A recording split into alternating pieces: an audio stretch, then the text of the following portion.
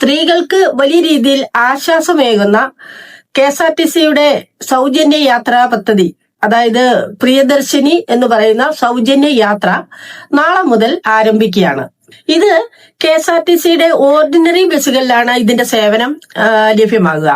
Ordinary, city ordinary, limited stop ordinary, point to point, ഗ്രാമവണ്ടി തുടങ്ങിയവ.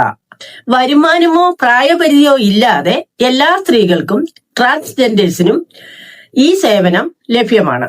സേവനം ലഭിക്കുന്ന ബസ്സുകൾ തിരിച്ചറിയാൻ നമുക്ക് വളരെ എളുപ്പമാണ്. ഈ ബസ്സുകളുടെ ഫ്രണ്ട് ഗ്ലാസിലും സൈഡിലും പ്രിയദർശിനി സൗജന്യ യാത്ര എന്ന് പ്രത്യേകം എഴുതിയിട്ടുണ്ടായിരിക്കും.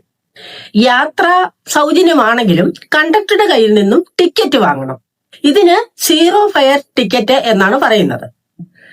സർക്കാരിൽ നിന്നും KSRTCക്ക് പണം ലഭ്യമാക്കണമെങ്കിൽ യാത്രക്കാരുടെ കൃത്യമായ എണ്ണം തിട്ടപ്പെടുത്തേണ്ടതാണ്.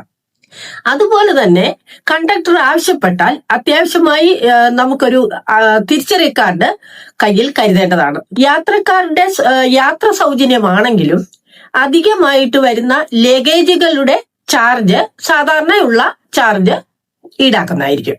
Fast passenger, super fast, K shift, Garuda തുടങ്ങിയ പ്രീമിയം സർവീസുകളിൽ ഈ സൗജന്യ യാത്ര ലഭ്യമല്ല. കുടുംബത്തോടൊപ്പം യാത്ര ചെയ്യുകയാണെങ്കിൽ സ്ത്രീകൾക്ക് സൗജന്യ യാത്രയും കൂടെയുള്ളവർക്ക് സാധാരണ ഉള്ള ടിക്കറ്റുമാണ് എടുക്കേണ്ടത്. ഇനി പറയുന്നത് ഈ പദ്ധതി KSRTCക്ക് നഷ്ടമുണ്ടാകുമോ എന്നതാണ്. പ്രിയദർശിനി പദ്ധതി KSRTCക്ക്